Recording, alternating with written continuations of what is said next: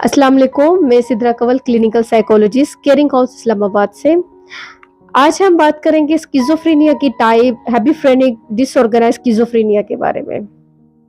जैसे कि इसका नाम ही डिसऑर्गेनाइज से निकला है, तो इसमें देखा जाता है कि मरीज़ की गुफ्तगू, उसका किरदार और उसका किरदार, उसकी हरकत व सकनात, उसकी सोचें बेवकूफ़ाना, अहमक कहा जा सकता है, और उसकी जो गुफ्तगू है वो बेरब्त, बेसाख्ता सी हो जाती है।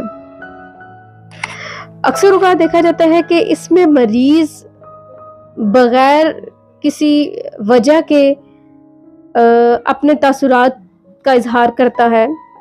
जैसे कि अक्सर देखा जाता है कि बिला वजह किसी भी बात पे कहके लगाना या तो बिल्कुल खामोश हो जाना। इसमें एक्चुअली होता ये है कि पेशेंट के जो स्पीच, बिहेवियर और उसका इमोशंस, उसके जो अफेक्ट है, उसका जो इज़हार करने का जो तरीका है, या तो वो फ्लैट हो जाएगा या फिर वो इनअप्रोप्रिएट होगा। या तो वो खामोश हो जाते हैं या बिल्कुल खालीपन, साकन जिसको कहते हैं, खालीपन का शिकार, या फिर वो बेरब्त से हो जाते हैं। गुफ्तगू में ये देखा जाता है कि वो अक्सर जो बात उससे पूछी जाती है, वो उस टॉपिक के दौरान और मुख्तलिफ से बातें और मुख्तलिफ से जुमले या टॉपिक ले आता है बीच में। उसकी बात का जो एक पहलू होता है वो किसी एक पहलू पे नहीं होता, वो मुख्तलिफ तरह के पहलुओं पर मुश्तमिल हो जाता है। वो एक वक्त में बिला वजह की इर्रेलेवेंट टॉक्स करना शुरू कर देता है, या तो वो बिल्कुल ही खामोश हो जाता है, किसी बात का जवाब नहीं देता। और इसके साथ साथ उसके जो किरदार की जो चीज़ें हैं, उसके जो बिहेवियर की, वो अजीब-ओ-गरीब हरकतें करता है। जैसे अभी सर्दियां हैं, लेकिन सर्दियों में भी उसको सर्दी महसूस ना होना, या फिर जैसे कि अगर अभी गर्मियां हैं तो गर्मियों में भी उसको गर्मी होते हुए भी गर्मी का महसूस ना होना, और सर्दियों में गर्मियों वाले कपड़े पहन लेना और उससे उसका बिल्कुल भी फ़र्क महसूस ना होना। और इसी तरह से अपने जो जज्बात हैं, अपना इमोशन और उसका जो इजहार करना है, वो ठीक तरीके से ना कर पाना।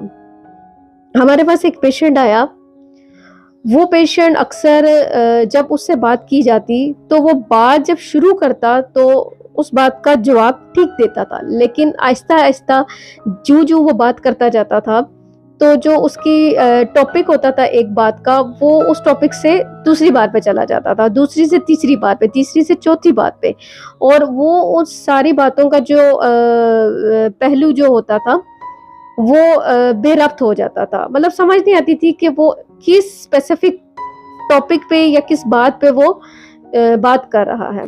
इसके साथ साथ जिस बात पे उसने अपने जज्बात का इजहार थोड़ा शाइस्तगी से करना होता था, लेकिन वो अचानक से ही कह के लगाता था, हंसता था बगैर किसी वजह के। और उसकी जो हाइजीन थी, उसकी जो सेल्फ केयर थी, वो बिल्कुल निगलेक्ट हो चुकी थी। अब वो अपना ठीक से ख्याल नहीं रख पाता था, खाना पीना भी उसका ठीक नहीं था, बहुत बुरी तरह से उसकी शख्सियत मुतासिर हो चुकी थी।